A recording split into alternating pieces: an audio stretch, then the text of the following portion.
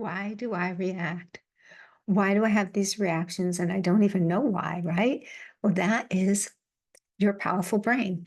That's the amygdala portion of your brain, which is very primitive, which runs the show all the time, always keeping you safe. And when it learns through experience, okay? So if you've had an experience and it didn't go well, your brain is going to react. Oh, you don't want to go there.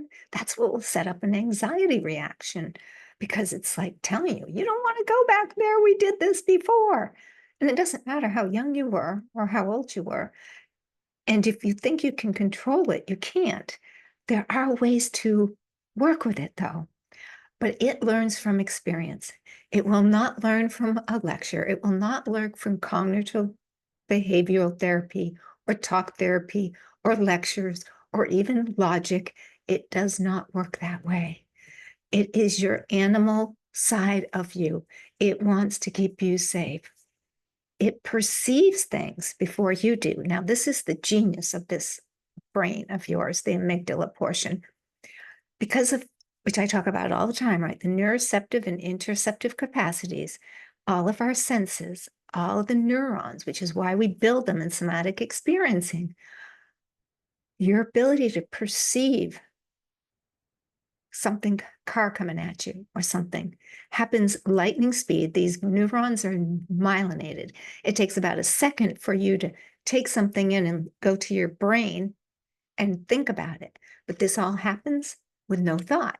This all happens without your perception, without your conscious awareness, because that's what it's designed to do. So when we know this, we can take the guilt off of ourselves for some of the things, and we can start to use it our to our better, right? So your amygdala is an anticipatory item, uh, not item, but portion of your brain. And what does that mean? That means it's it doesn't have to necessarily even have an experience to get activated. Just like I talk about trauma, it's even it could be a thought, it could be a perceived threat. It doesn't have to be an actual threat. You don't have to see danger. It could just be perceived, imaginary. Okay, so we can calm our amygdala down by not creating these scary thoughts, right? So it's set up to see and hear and feel things before we can see, hear, and feel them. That's its natural design. That's how come we had generation upon generation continue to grow, because your amygdala was so good at perceiving danger, you kept alive. Those that couldn't, they died. That's why you can react. You can jump out of the way. If you're going to step on something and you didn't really even know it, you're not aware of this stuff, but your body is always aware. That's why we build this marvelous somatic body, because the more we build it, the more sensitive we get, the more highly attuned we get, the more intuitive we get, the more connected we get, the greater our capacity to feel not just safe, but to control the amygdala is at least from going hijacking the brain and hijacking the body. So we can't stop it from doing its job, but we can help it, right?